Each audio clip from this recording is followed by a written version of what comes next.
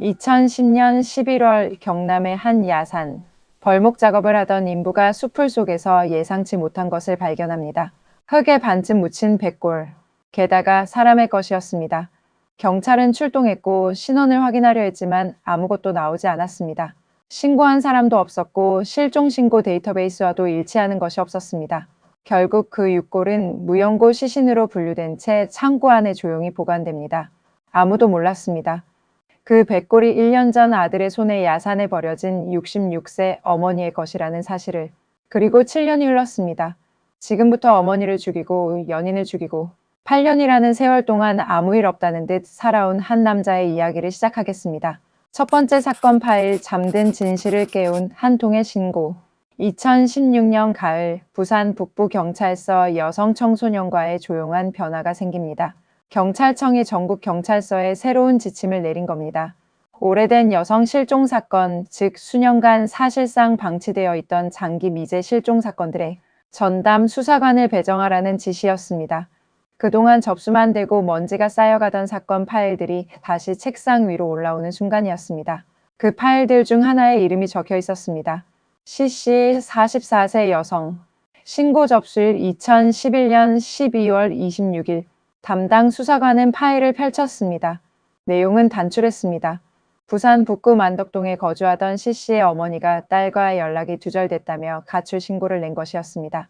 당시 경찰은 이것을 단순 가출로 처리했고 그 이후로 수사다운 수사는 사실상 이루어지지 않았습니다. 하지만 이번에는 달랐습니다. 수사관은 C씨의 주변 인물들을 하나씩 불러 조사하기 시작합니다. 동거인이었던 48세 무직 남성 A씨. 그의 이름이 처음으로 수면 위에 드러납니다. 조사 결과는 수상한 것들 투성이었습니다. A씨의 어머니 B씨도 오래전부터 연락이 끊겨 있었습니다. 2009년 6월 이후로 주거지는 2달 가까이 비어 있었고 이후 소재가 전혀 파악되지 않고 있었습니다. 그런데도 B씨 명의의 기초연금은 꾸준히 누군가의 계좌로 이체되고 있었습니다. 바로 아들 A씨의 계좌로. 수사팀은 즉각 금융계좌 분석에 들어갑니다. A씨와 그의 어머니 B씨 명의로 된 계좌가 무려 17개. 그 계좌들을 추적하자 돈의 흐름이 선명하게 보이기 시작했습니다. 그리고 그 흐름은 하나의 결론을 가리키고 있었습니다. 이 남자가 두 사람을 죽였던 것. 두 번째 사건 파일, 어머니를 차에 태운 날. 2009년 6월 18일 오전 경남 창원시 마산하포구의 한 병원. 66세 B씨가 입원 치료를 받고 있었습니다. 고령의 지병이 있던 어머니였고 아들 A씨가 가끔씩 병원을 찾아왔습니다. 그날도 A씨가 병원에 나타났습니다. 다른 병원으로 옮겨드리려. 그 말이 어머니가 아들에게서 들은 마지막 말이었습니다. B씨는 아들이 이끄는 대로 차에 올랐습니다. 자신의 아들이 설마 자신을 해칠 것이라고는 상상도 하지 못한 채 차는 병원 주차장을 빠져나가 도심을 벗어났고 어머니는 다시는 돌아오지 못했습니다. A씨는 범행 후 어머니의 시신을 경남 인근 야산에 유기했습니다. 땅을 파거나 구덩이에 묻은 것도 아니었습니다.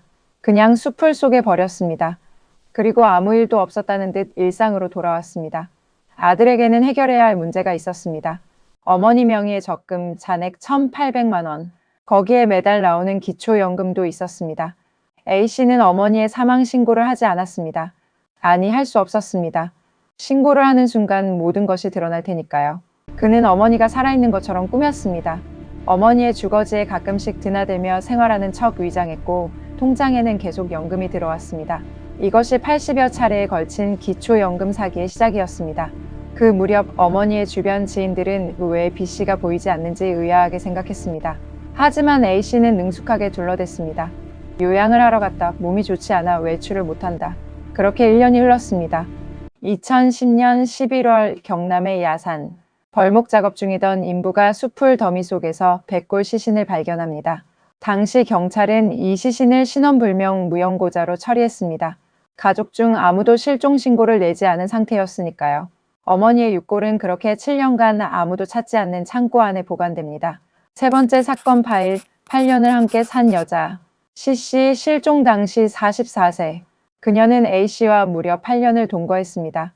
경남 창원시 마산하포구 일대에서 함께 생활했으며 주변에서는 그들이 사실혼 관계처럼 지낸다는 것을 알고 있었습니다. 하지만 A씨에게는 이미 어두운 비밀이 하나 있었습니다. 2009년에 어머니를 살해했다는 것, 그리고 그 비밀은 그의 일상 어딘가에서 항상 균열을 만들어냈을 겁니다.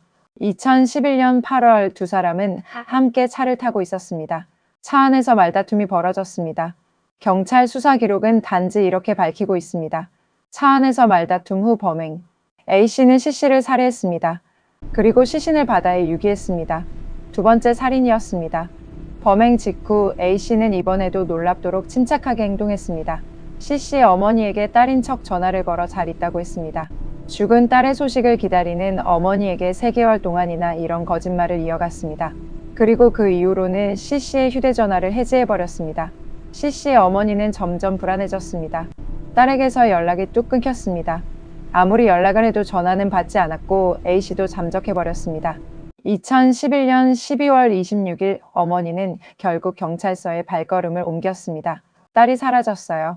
하지만 당시 경찰의 반응은 미온적이었습니다.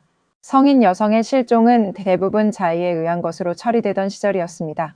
C씨의 사건은 가출 신고로 분류됐고 파일은 서랍 안으로 들어갔습니다. 네 번째 사건 파일, 아무도 모른 이중생활. 2011년 12월 딸의 실종 신고가 접수된 그날부터 A씨는 사실상 자유인이었습니다. 수사는 없었습니다. 경찰이 찾아오지 않았습니다. 아무도 그를 의심하지 않았습니다. 그는 계속 어머니의 기초연금을 수령했고 일상을 유지했습니다. 아무도 그가 두 여성의 목숨을 앗아간 사람이라는 것을 알지 못했습니다. 기초연금 수령은 계속됐습니다.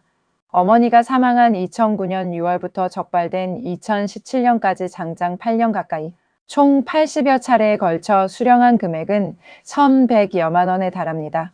이 부분에서 한 지자체 기초연금 담당자의 말이 뼈아프게 다가옵니다. 소득 하위 70%인 노인이 신청만 하면 돈이 지급되는데 수령자가 많다 보니 실제 생존 여부를 일일이 확인하기가 어렵습니다. A씨는 이 허점을 정확히 알고 있었습니다. 당시 어머니 B씨 명의로 존재하던 금융계좌는 17개. 일반적인 노인이 이처럼 많은 계좌를 보유하는 경우는 드뭅니다. 수사팀이 나중에 이 계좌들을 분석해보니 특이한 패턴이 발견됐습니다. B씨가 사라진 시점을 기준으로 계좌 잔고가 급격히 빠져나갔습니다. 고액 적금이 해약되고 기초연금이 입금되는 즉시 아들의 계좌로 이체됐습니다. 살아있는 어머니처럼 꾸미면서 어머니의 돈을 빼앗는 구조. 이 이중생활이 6년 가까이 아무도 포착하지 못한 채 이어졌습니다. 두 사람의 죽음을 묻고 그 위에서 살아간 것입니다. 다섯 번째 사건 파일, 17개의 계좌가 말하다. 2016년 하반기 부산 북부경찰서 수사팀. C씨 실종 사건 파일을 처음 다시 펼쳤을 때 담당 수사관도 처음에는 단순 가출 사건이라고 생각했을지 모릅니다. 그러나 주변 조사를 시작하자마자 이상한 점이 하나둘 눈에 들어오기 시작했습니다. 첫 번째 이상. C씨의 동거인 A씨의 어머니 B씨도 수년째 행방이 묘연했다. 두 번째 이상. B씨의 주거지는 2009년 6월 18일 퇴원 이후 2달간 비어 있었고 그 이후 생활 반응이 전혀 없었다. 병원 기록도 단절됐다. 세 번째 이상. 그런데도 B씨 명의 기초연금은 여전히 입금되고 있었다. 그리고 그것은 고스란히 아들 A씨에게 흘러가고 있었다. 수사팀은 금융계좌 분석을 본격화합니다. A씨와 B씨 명의 계좌 17개를 전부 추적했습니다. 계좌 하나하나에 찍힌 거래 내역은 8년치의 거짓말을 고스란히 담고 있었습니다. 이와 동시에 수사팀은 전혀 다른 방향에서 하나의 단서를 쫓기 시작합니다. 2010년 11월 경남 야산에서 발견된 무연고 백골 시신. 수사팀은 이 육골에 대한 신원 재조회를 요청합니다. 그리고 얼마 지나지 않아 결과가 돌아옵니다. 그 육골은 B씨였습니다. 실종된 지 7년, 발견된 지 6년. 그제야 비로소 이름을 되찾은 것입니다. 수사팀은 A씨를 압박했습니다. 금융계좌 17개의 거래 내역, B씨의 육골 신원 확인, 통신기록 대조, 주변인 증언.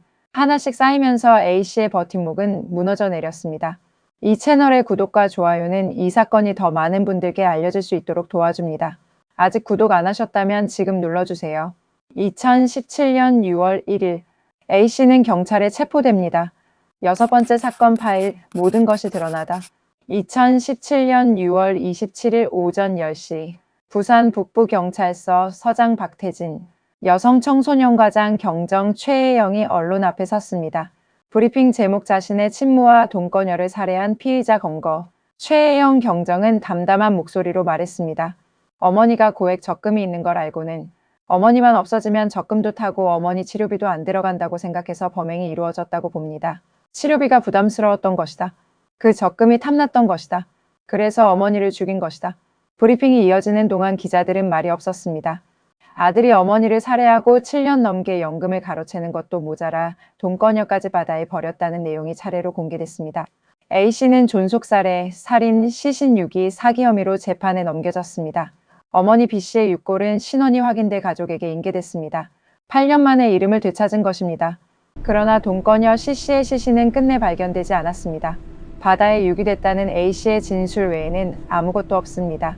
C씨의 어머니는 아직도 딸의 유해를 찾지 못했습니다. 2011년 12월에 신고를 낸 그날로부터 6년을 기다린 끝에 딸이 살해됐다는 사실은 알게 됐지만 딸을 직접 만져보지는 못했습니다. 이 사건에서 한 가지를 기억해야 합니다. 만약 2016년 경찰이 장기 미제 실종 사건의 전담 수사관을 배정하는 제도를 시행하지 않았다면 어떻게 됐을까요? C씨의 실종 신고 파일은 계속 서랍 안에 있었을 겁니다. A씨는 계속 연금을 받으며 살아갔을 것이고 B씨의 육골은 무연고 시신으로 영원히 남았을 겁니다.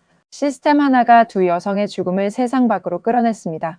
지금까지 또 보는 그 사건이었습니다.